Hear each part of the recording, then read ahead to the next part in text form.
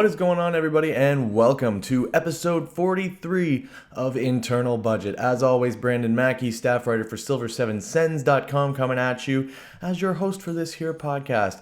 Make sure you like the podcast, share it with your friends, download, subscribe, rate 5 stars, all that fun stuff. They're little things, but they go a long way, and they are greatly appreciated.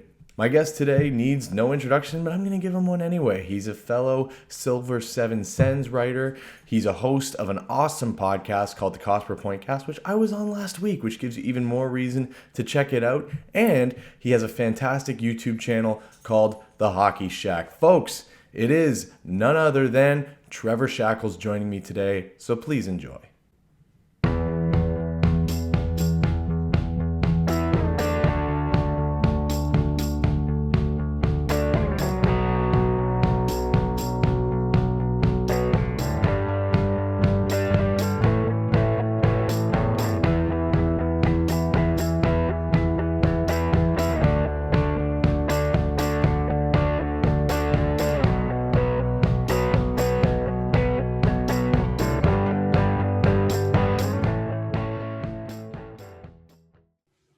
Joining me on the podcast today, he is returning to Silver7Sens.com. It is Trevor Shackles. How are you, sir? Glad to have you. I'm good, Brandon. Thanks for having me. Yeah, thank you for coming on. So you took the year off from writing. You've been on hiatus for a little while. I think everyone has missed reading your work, and we're excited to have you back at Silver Seven, of course. So why don't you explain to the people where you've been for the past year? We know you've been active on Twitter, but what was the hiatus from writing like, and what are some of the other ventures you've gotten into? Yeah, for sure. So if you're unaware of my work, I was I was initially at Silver Seven, and then moved to Hockey Buzz just for a little over a year. And then, took the past year off. Was going through a program at the University of British Columbia. So it wasn't going to be good for me to be writing all the time. Just was going to be too much of a time commitment. I had to cut out coaching hockey as well. So that was the break, and I always wanted to come back to writing, whether it was going to be at Silver Seven or somewhere else. But Silver Seven always, held a special place in my heart. So I'm glad to be back. I don't believe, now correct me if I'm wrong, were you there at the tail end of my tenure at Silver Seven or no? So I think I came on right after you left. Okay. Like I think I was one of the people that was hired to fill the spots that kind of opened up after you left. Yeah. Right. Yeah. So anyway, well, I mean, it's great to, finally be together on the same site. And just been still doing Cost Per Point Cast, which of course I'm sure we were going to mention at some point. You were just on my podcast a few days ago. So it's great to kind of double dip here and be on each other's podcasts. So been doing that. The Hockey Shack YouTube channel, just some random NHL videos, some Ottawa content as well on there. So yeah, just some different projects, but it's definitely good to be back writing. Like I missed being able to do some long form pieces. So yeah, it's good. So how did the stars kind of align for you to come back? Is it one of those opportunities that kind of opened itself up for you, or was it something that you made a conscious effort and said, I need to get back writing again, and this is the place to do it? Yeah. So I mean, I had reached out, I think maybe June or July about maybe coming back, and there wasn't really room at the time, and that was totally understandable. Like I wasn't gonna force my way in or anything. But it actually worked out because it's kind of bittersweet because my former co-host of the Cost Per Point Cast, Colin Cudmore, fantastic. He's just fantastic writer and friend of the show. Friend of the show, yeah, exactly. So he is actually taking a step back from just Sens coverage in general. So he's still technically with Silver Seven, but not on a full-time role. So that kind of opened up a spot for me to come in. So I'm grateful for him for that. But at the same time, definitely going to miss him on the podcast. So bittersweet, but I'm happy to be back writing at least. Yeah, we are definitely going to miss the great coverage that Colin brought in all aspects of Ottawa Senators hockey, but I'm sure he has a ton to offer the NHL coverage as a whole. And like I said, Trevor, we are stoked to have you back on a personal level. It's really exciting to be working with you. And since we did CPP the other day, I figured, instead of rehashing a lot of the things that we talked about there, we could kind of delve in a little bit to some of the guys and some of the angles that we haven't talked about. And I think it was, Bears, Sharks, Mariners fan. I think he goes by on Twitter. It's like three names to remember, but I know he Yeah, listens to the show. So shout out. He asked a great question yesterday on Twitter where he was asking people some prospects that they think they're higher on than most and lower on than most. And some of the guys you tweeted that you were lower on than most were Marc Stone and Igor Sokolov, who by happenstance are guys that I'm higher on than most.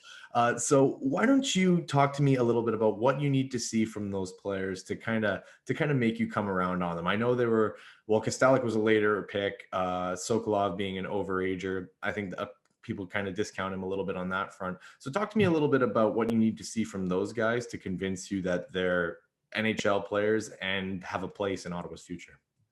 Yeah, it's kind of an interesting conversation. And, they're similar players in the sense that they're both overagers. So Castella played his final WHL season last year as an overager. And yeah, Sokolov, like he obviously put up some gaudy numbers this past year in the queue. And it's not as if I don't think these guys have any potential or anything, but I do think we're getting a bit carried away with, especially Sokolov. I think there's maybe some people, just sort of expecting him to be a top six winger right away. And I think part of that is because they're seeing his personality. Like he's been on Locked On Senators podcast. There was that viral video of him with his billet family celebrating and stuff. And so, he seems like a great guy. So like he's definitely an easy guy to root for. But at the same time, I think we need to take his numbers with a grain of salt. It's pretty easy to dominate in the QMJHL as a 20-year-old when you're playing against 16, 17-year-olds. So, I kind of had this belief about Drake Batherson when he, in his year after being drafted, when he dominated in, I believe it would have been 17, 18. It wasn't that I didn't think he had any potential. It was more like, okay, well, let's see what he can do in the AHL first. And then he dominated. And obviously, now I'm very high on him. So I'm kind of just want to wait and see what he can do first when he's playing against guys, who are actually going to be closer to his size and his age and stuff like that. So, and I think I would be similar with Castella in that he, I bet you there's actually a decent chance that he ends up being an NHLer, but probably more in like that fourth line role. I would agree for sure. Yeah, and kind of like Parker Kelly almost, because Troy Mann is a guy who talks up Parker Kelly all the time, but I don't think those Castella and Kelly in particular, I don't think they're going to necessarily be impact players. So I wouldn't have them too high on my list. Whereas Sokolov, I do think he still has at least some potential to. I think he's either going to be like a pretty solid second line power forward, or he's going to be the next Gabriel Gagne. So we'll see. God, don't even bring up that name to me. That's not a good way to start the show. Yeah, I think those are some good points. I think it happens more often than not that the guys who are big time producers at the junior level at a younger age are the ones that pan out at the NHL level. It's easier to separate yourself when you're older and bigger for sure. One argument that I think people, or counter argument, I should say, that I think people would make about Sokolov in particular is the way he performed at the World Juniors last year. And that was something that got me really excited when the Senators drafted him, was thinking back to that. I remember like just watching that tournament and watching the Russian team and looking at this kid. I'm like, who is this grizzly bear that's going around knocking everybody on their ass and scoring and making these skill plays while he was at it? It was frustrating me in that Canada game. I was like, I was getting annoyed. But yeah, so I think a guy who can be so dominant in both ends of the ice in a tournament like that, to me, when you're playing against the best of your age group, like it's not 17 and 18-year-olds that dominate the World Juniors as much, right? It's the older players, with the exception of, the blue chip prospects like Alexis Lafreniere. So to me, that's something that makes me think, well, hold on, maybe there is a little something here. Thinking and considering the World Juniors in your approach to evaluating this player, does that change anything for you? I think somewhat. So yeah, I mean, 7 games, it's obviously a small sample, but yeah, like you're saying, like he's playing against some of these top players. So that is good to see. For me, I think I forget where we briefly talked about this last time, and we won't give anything else away about the top 25, under 25 prospects. Sean will kill us. I honestly can't remember where I put him, Sokolov, on the list, but just with how deep Ottawa's system is, it's hard for him to be in like the top 15 or 20 just because, there's so many good prospects in their system. So to me, yeah, like to me, he definitely has that upside, and that's good to see. I would just put him more as like a lottery ticket, not necessarily someone who you wouldn't want him as a prospect in your top 5 or top 10. You know what I mean? Like you'd want more of a sure thing, like Sanderson and Stützle and guys like that at the top. So definitely like a guy worth following though, because if there is an AHL season for this year, he should be playing there in Belleville. Yeah, I agree. And that is provided he doesn't come into camp and just absolutely tear it up out of the blue, which we've seen before, right? But a guy like Castella is another one I really want to zero in on. And I think this is a conversation that Sens fans will appreciate. This is a guy who, even though he was an overager, he's got the size, his skating's pretty good, probably has another step to take before he makes the NHL level, I would say. But his scoring touch is something that really makes him an attractive option to me. The more and more the hockey approach, or the approach within hockey, is focusing on secondary scoring. And it's something that I think personally the Senators really are going to need in the coming few years. The top end of their lineup is looking pretty good with guys like Tkachuk and Stützle and Batherson. But when you look in the bottom of their lineup, the only guy who I could really see right now, or guys I should say, that can provide some consistent secondary scoring are looking like Alex Formenton and Rudy Balcers. And they're kind of not, as much. Maybe Colin White if he's playing in that bottom 6. But is Castella an attractive option for you there? This is a guy who, has scored tons of goals playing for the Calgary Hitmen, even as an overager? Or is it that kind of overager thing does that kind of make you still take a little bit of a step back? The overager thing makes me take a step back in terms of his overall potential. Like I wouldn't be penciling him in as a potential second line player, or even like maybe a third line player. But I do think, like I was saying earlier, I do think that he can be an NHL player.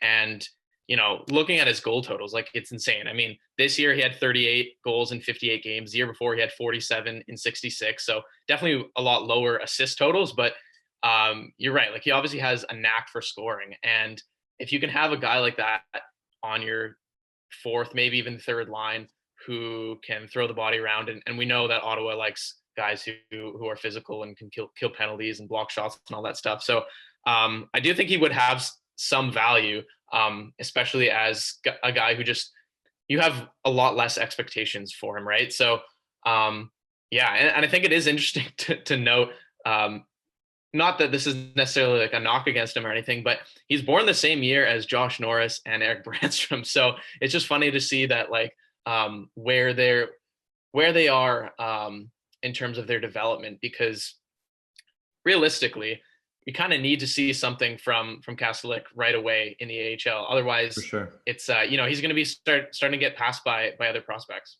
Yeah, I agree with that. And if I recall correctly, you were one of the guys who wasn't so bullish on the Ottawa Senators draft this past year. You were pretty vocal about liking, the upper end players. Like, I don't think anybody's going to be complaining about Tim Stützle. There was some griping about Jake Sanderson, but I think people have mostly started to come around on him as well.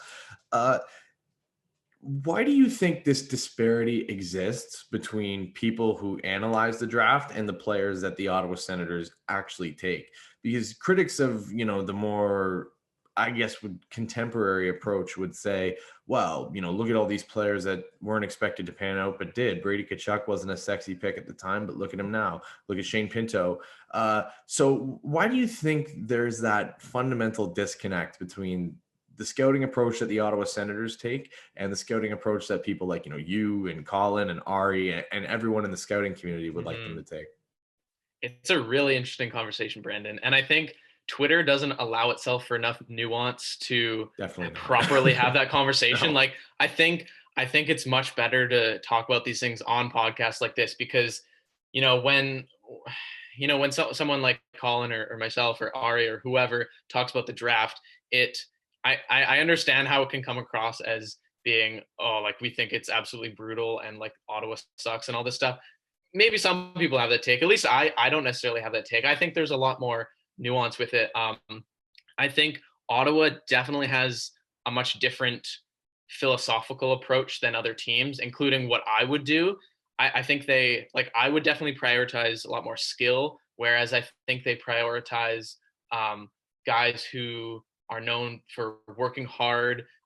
Especially one that I've noticed a lot recently in guys like Shane Pinto and Jake Sanderson and Robbie Arventi, stuff like that, is players who are very late bloomers and just starting to emerge. We saw that with Drake Batherson as well, and I guess even like all these overagers like Castella and Sokolov and all that stuff. So I think they try to target these players who are, you know, weren't necessarily going to be at the top of the board when they were 16 or 17, but maybe by the time they're 18, 19, 20, they're getting even better. So I think that sometimes lends itself to them finding these diamonds in the rough. And they've done a pretty decent job of drafting over the past, like, I don't know, 10, 12 years, I'd say.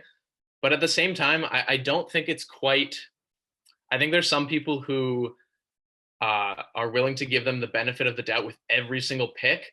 I don't think they're like that at that level in terms of how good they are at drafting. I think they're definitely above average at drafting. I think they're very good at identifying NHL talent, but I think they are probably around average at finding real impact talent. So, the Carlsons, the Stones, the, Hoffmans, whoever.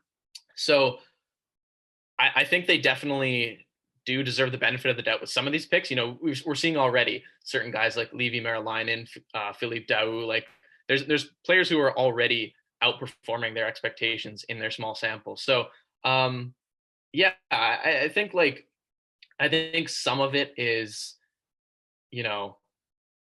people like myself or whoever are going to be, maybe they don't know much about certain players that are drafted. And of course, like I didn't know who Philippe Daou is and some of these other picks. So I would never say that myself or anyone who is criticizing the draft knows more than scouts. That's absolutely preposterous. But yeah, it is interesting to see. I just think they have a different philosophy for team building. And, who knows how some of these prospects are going to turn out, because I think a lot of people have already, they're already expecting guys like Batherson and Formanton and, Bernard Docker, Thompson. They kind of already are under the assumption that they've made it and that they are NHL players. I think a lot of them can and will be, but I do think we still need to take our time with that to see what kind of players they turn into, because realistically, we don't know yet. So, yeah, like I'm not, I think I would come across as a critic for their drafting when in reality, I still think they're above average. It's just that I think some other people think they're like, top 3 in the league, which I wouldn't put them quite that high. Yeah, I think in order to put them that high, and I'm a guy who, I really come around on their drafting ability in the past few years based on the players they've hit on, the players they've passed on that they wouldn't have hit on had they taken them. I think the big thing for me that I've noticed, especially looking at this year's draft in its entirety, is they seem to be really opting for a long-term lineup building approach. Like they're not afraid to use first round picks on guys they know aren't going to be top line players, but are going to be really good second line players or really good second pairing players that may not be available in that second round. And I think with a wealth of picks, which they've had in the past few years, that's not a bad approach. Are you seeing the same things there where they kind of waited until this year to really, take home run swings on guys like Tim Stützle and Jake Sanderson? And maybe they've used the last couple of years picks to use on players like Lassie Thompson and Shane Pinto, who they know are going to fill out the back half of their lineup. And do you agree with that approach? Or would you rather see them go skill in those first couple rounds? I agree with your assessment. I think that's definitely what they're doing. It seems like they drafted Sanderson to be that left-hand shot on the second pairing right behind Shabbat. Someone like, I don't even know who, maybe like first team that comes to mind is St. Louis, like, Colton Parayko behind um, Pietrangelo. So like someone solid defensively on that second pairing. Um, yeah, so I definitely think that's what they are doing. I personally wouldn't agree with that. And again, that's where that philosophical difference comes in. I would definitely prioritize just getting the best player available and then just sort of filling the lineup that way. Like if you have a guy who should be on your first line, but he's on your second line, I think that's even better. So, but yeah, and I do think there is definitely like a team building aspect to drafting, a bunch of UND players. What do they have? 4 players on there right now, and Tyconic, who Like used that. to Yeah. be on UND, so they almost had 5. Norris and Kachuk are like best friends or something, so they have a lot of camaraderie on the team, and they definitely value that. Or just they have a lot of connections with their prospects and players. So I think that definitely is something that they try to focus on. Um, but yeah, I think they are different in that sense, in that they try to, you know, if they think they have a spots to fill on that third line, they might take a guy like really Greg. So yeah, it's not something that I would do, but again, it's not the worst strategy, especially if you're trying to create a team and an atmosphere where everyone likes each other. And I think there is some aspect where you're not going to have a team that's, I guess we saw this with the 17-18 team, right, where that dressing room must have been so split, and I feel like they might actually be a bit haunted by that. I think so. I think they're trying to overcorrect for that, and who knows if it works? We'll see. But yeah. It's such an interesting thing, right? Because I think in terms of prospects and drafting, all eyes in the NHL are on the Ottawa Senators. So if it's an approach that's successful and yields a championship or two, then I think it's something a lot of people are going to try to replicate. But if Hmm. not, then it's going to be one of those things, just another thing that blows up in the faces of the Ottawa Senators. So I guess my question to you is this: knowing how you feel about the approach, um, is it something where you've kind of come around on it more in the past few years, seeing guys like Shane Pinto and whoever, you Roby Arventi, get drafted, maybe going, who the hell are these guys? But then seeing them tear it up in whatever league they're playing in, whether it's Europe or college. Is it something where you've kind of warmed up to it, or do you need to see more success at the NHL level and the AHL level before you kind of start, I guess, championing the Ottawa Senators draft strategies? I think somewhat. I think it somewhat changes. Like for it does change for a guy like Batherson, who has maybe potential first line ceiling. Shane Pinto definitely wasn't a huge fan of the pick at the time. I think he has top 6 potential now. So I think certain picks, yes, but at the same time, like you're saying, I would like to see that translate to the NHL level first, because Pinto had a fantastic season. No one's going to take that away from him, but he's still in college. He still needs to, I'm assuming, will spend time in Belleville, maybe like in 2021 or something, and then translate that to the NHL as well. So, yeah. And one other thing I will say too, that I think they are very, very good at identifying NHL talent. So that can mean second and third line players, maybe like second pairing defensemen, depth players, stuff like that. I still think they need to do a bit better job of identifying potential elite talent. You look at a team like Tampa Bay, they're the golden standard for this, having Kucherov in the second round, Braden Point in the third round, Tyler Johnson undrafted, Yanni Gord undrafted, Palat seventh round. So they found top 6 players everywhere, not just at the top like Tim Stutzla. So I would like them to see, or sorry, I would like to see them try to go after that elite talent. But yeah, who knows? I mean, like a guy like maybe Philippe Daou turns into a superstar. Like we don't even know. So it'll take some time to evaluate. But there's a lot of good prospects, and yeah, I'm excited about their prospect pool right now. It just seems like a lot of them profile as more maybe like fringe first liners, second liners, stuff like that. And it's a conversation where a guy like Pierre Dorian is a really interesting character study. He's had a rough few years. He's been the target of some vitriol from Ottawa Senators fans. Some deservedly so, some maybe a little unfairly. I Yeah. want to know now that with the trades he's made, like recouping, for example, in my mind, a huge return for JG Pajot, for acquiring the picks he did, for using him how they've had, for ending up with a stacked draft class in 2020, at least in terms of picks. Um, and which by all accounts was their strategy, was to optimize their picks as much as they could in 2020. Has he redeemed himself at all in your mind, or is this still a guy who you're always going to see as, he's the guy who traded Erik Karlsson, he's the guy who traded Marc Stone, he's, this, that, and the other thing? Yeah, you know what, Brandon? It's something that I might actually touch on in an article in the next couple weeks or so. To me, he's just an absolute roller coaster. I think there's almost no in between with Dorian. It seems like he's either making very good moves or very poor ones. I don't know if I'm alone in that thinking, but you look at a signing like Evgeny Dadonov, fantastic. I don't know how that happened. He was just 3 years, perfect length, 5 million, super cheap. I don't know how they got him. Run. Yeah, home runs. So fantastic. And like you mentioned, Pajot trade, I don't know how they got a first and a second for him.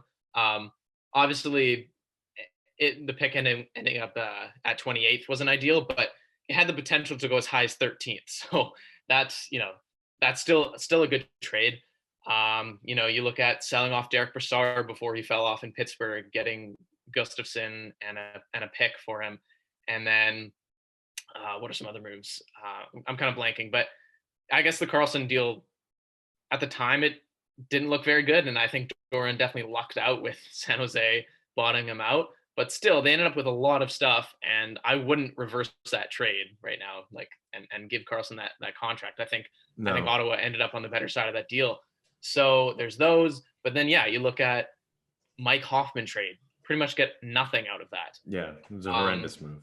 yeah, just the whole deal with Marc Stone, like he should have been signed to a long-term extension that summer instead of that 1 year deal. Getting Brandstrom is at least a bit of a consolation prize, but I'd still rather have Stone. You look Also, at get. sorry, not to Go ahead, jump yeah, in right away, but I mean, not getting a first round pick for Marc Stone, yeah, who was the most highly touted trade deadline piece in years. Like, when was the last time a player of that caliber was available at the deadline? And it's yeah. something we talked about on CPP. I love Erik Brandstrom. Like, I think that was a huge acquisition by Dorian. But Brandstrom aside, you've got to get a first for Marc Stone. Like, Oh, for sure. there's no reason that was bungled. Sorry, I didn't mean to cut you off. Go ahead. No, go ahead. No, that was a good point though. It's true, and yeah. So, and then there's been some other, you know, less than ideal moves. I think the Zibanejad for Brassard trade, I hated that at the time, and it looks even worse now. I think Zibanejad would be a perfect player to sort of have as that bridge for the next generation, and he's still only 27 years old. And then even just like recent moves. Now these ones aren't huge, and it's not as if this like ruins a team or anything, but just giving up assets for Erica Branson and Austin Watson, just I don't love that, and I'm not that high on his ability to find good depth players. So we'll see if he can actually do that, when they're trying to compete, because for now it doesn't really matter. So it's not a huge deal, but um, yeah. So it's either 10 out of 10 moves or 0 out of 10, at least in my mind. So it's we need a couple more years to evaluate how these prospects are going to develop before we can really evaluate him. Even though he's actually been the GM for over 4 years now. Now, I think that's a really interesting segue into the next part, and that's talking about how long it takes to evaluate somebody. And I think for Dorian, it really comes down to the circumstances under which he's evaluated, right? Like, it's no secret that the Ottawa Senators operate on a budget, and that he may not have some liberties or assets that other GMs have. But let's talk about DJ Smith a little bit, because this is a really interesting case study for me. When the hire was first announced, I was like, this seems like kind of a safe move. Like, there Mhm. were other options available. I was a big fan of Brad Shaw. I thought Shaw was the one that the Senators should have hired. But after having some time to digest it, I started to come around on it a little more. And when we did our management grades at the end of the season for Silver Seven, I actually gave DJ Smith, I think it was either an A or an A minus. I was really happy this year with how he used his young players, lineup structure. I had some small gripes, like the Shabbat and Zaitsev pairing was, it was hard to watch at times. But I liked his decisions on goaltending. I liked his decision on players like Nick Paul. He didn't seem to be afraid to give young players a chance to succeed in roles that were good for them. So, not to go off on too much of a tangent, but I was a fan of DJ Smith this year. Did you like how Smith managed this roster this year, or were you a little more mixed on it, or even negative in toward? Yeah, I don't think I was quite as high on him as you. But at the same time, like I'm not wanting him fired or anything. I believe now I wouldn't have actually done any grades for this because obviously I wasn't writing this year, but I believe at the time, and even just thinking about it now, I would probably give him like a B minus, which is still fine. That's still like, anything in the B range is still good. Um, yeah, I think I wasn't quite as much of a fan for the usage with some of the prospects. And that, again, that's just something that's a bit of a philosophical difference, right? I think I would have liked to see the prospects get a bit more of a leash, whether that be Brown or Batherson or I get Brandstrom got a proper chance and he didn't quite take that. So I'm fine with him getting the games he did. But yeah, there were just a few guys that I would have liked to see a bit more often.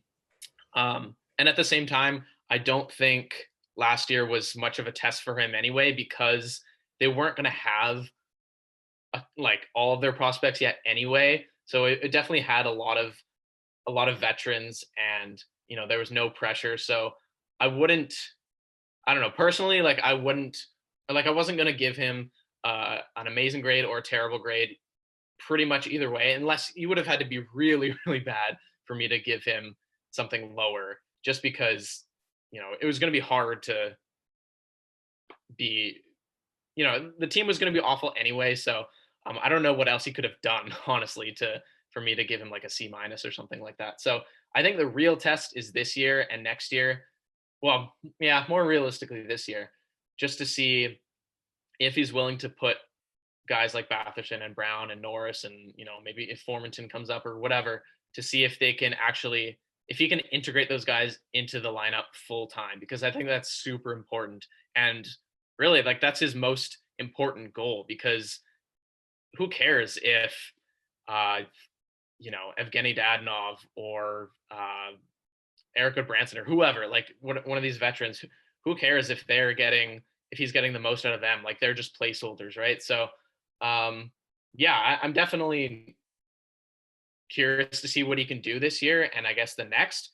But I will say also, a lot of times with NHL coaches, there's sort of that first year honeymoon period where, we had it with Guy Boucher, first year going Did we to the ever? conference finals. And even with, God, previous coaches, Paul McLean, like Corey Klusen, like we've had it with previous coaches. So I just kind of want to see what it can do this year. And if I'm still feeling decent or even better about him, then I'm feeling pretty good. But I'm just kind of taking the wait and see approach for him.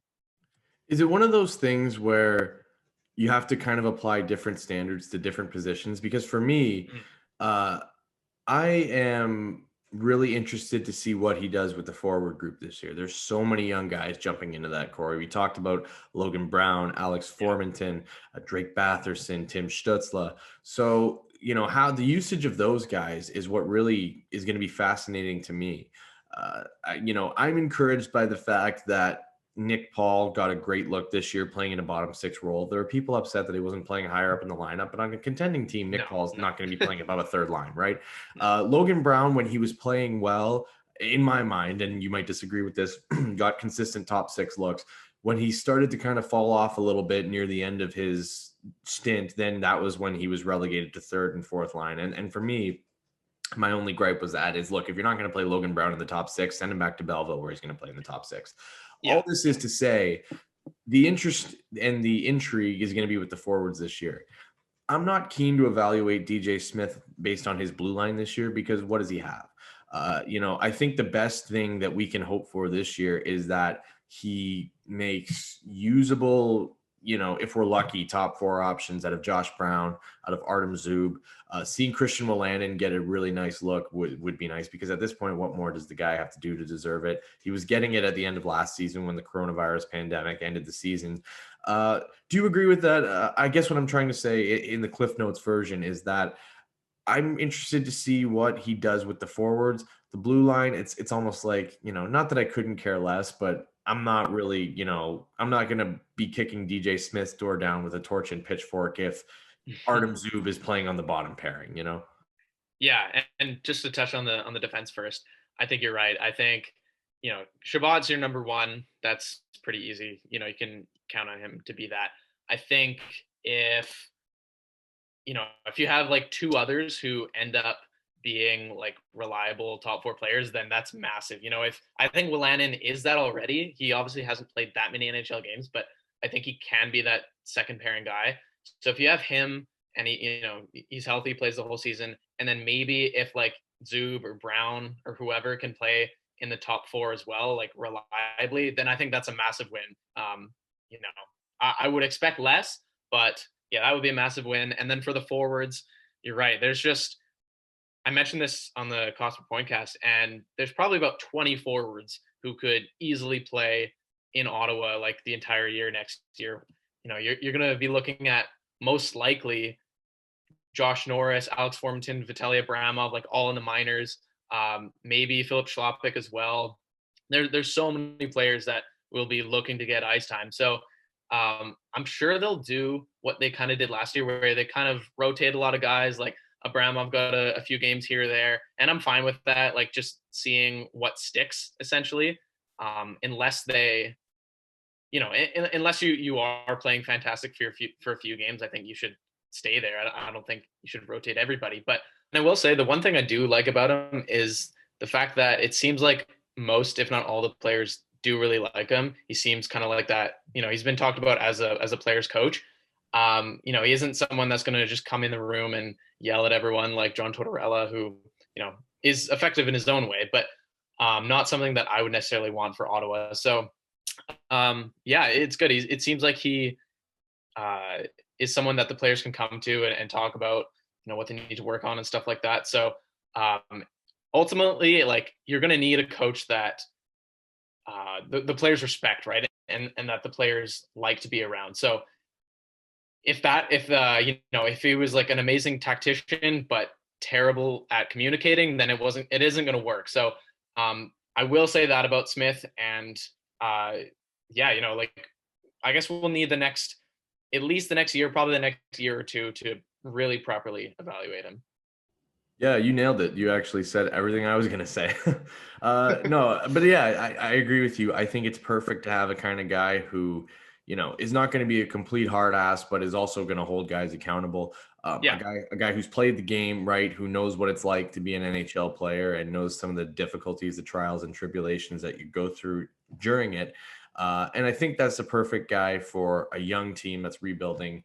And he's cut from the same kind of cloth as Troy Mann, and they both really sound the same when they speak about players and their approach to evaluating them and their approach to coaching. And I think having that consistency from the AHL level up to the NHL level is going to pay dividends for a young Ottawa team.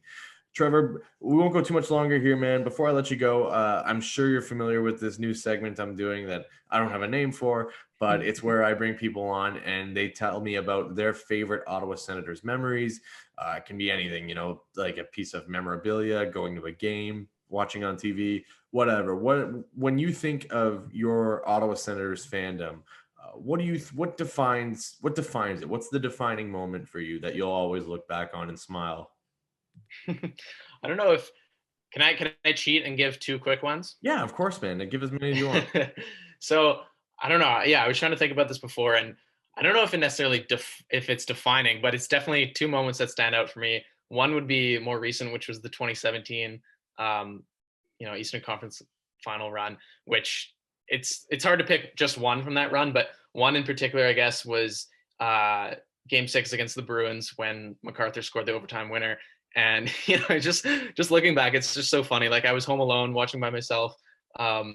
for the listeners that don't know, I live in Vancouver, so obviously not many Sens fans here. But and I don't know how long overtime was, but however long overtime was, I was just standing up the entire time. I could not sit down or standing. And then I was just like, I was sweating. So I ended up taking my shirt off. It was just, so if you walked in on the room and saw me, you would be so confused because it probably looked so strange. And then, so when MacArthur finally scored, I was probably fist pumping for like 5 full seconds. I was just going nuts. Yeah. So, cause they hadn't been to I guess had been in the second round in 2013, but before that, it had been, since 2007. Yeah. So it had been a long time since they'd won a series. And then another funny story was back to 2013 now. I was flying home from Toronto on the same day as Game 3 against the Canadiens. And so it was, the game was going on like right towards the end of the flight as we were landing. And so I knew, okay, I had the game taped. I was just going to watch it when I got home. I just, made sure that my parents weren't going to spoil the score or anyone was going to spoil that for me. So I'm going into the luggage carousel, picking up my bags. And I'm like, okay, just avoid, any, if there's any TVs on or whatever. So you have the luggage carousel and there's, I don't know, like 10 TVs on each side. Normally, like you might have 1 or 2 that's on. Maybe some have TSN or Sportsnet on or whatever. Literally every single TV had the game on. I swear to God. And I just kept my head down the entire time, did not look at the score. I mean, I briefly, I noticed it, but I didn't look at what the score was. So thank God I got home in time and I watched that game. And that was fantastic. The first 6-1 game of that series. So that was a lot of fun to watch. But yeah, it was just funny, the fact that I was actually able to, not look at the score. So, yeah, couple interesting and funny memories from my fandom. But yeah, hopefully there's going to be a few more like that in the next 5-10 years. Oh, I'd imagine there's going to be. My dad's a Bruins fan, so during that Boston series, that was fun. It was a fun house to be in. My poor mother must have taken 3 years off her life, the whole thing. And then, I had a similar story to you in terms of PVRing the game and trying to catch it without spoilers. I went to work for what was Game 5 of the Pittsburgh series last year, and that was the game they got blown out. I don't remember what the score was, like 6-0 or something. Yeah, I think it was 7. Yeah, it was just horrible. So I had the game PVR'd, and I come home from work, and I'm about to watch it because it was an afternoon game, right? So I got home that night, and my dad looks at me and just goes, "Don't watch it." Oh, no. I go, "What?" He goes, "Trust me, don't watch it." And I'm like, "That bad?" He goes, "Worse." It's like worse than whatever you're thinking. And sure enough, boy. It was.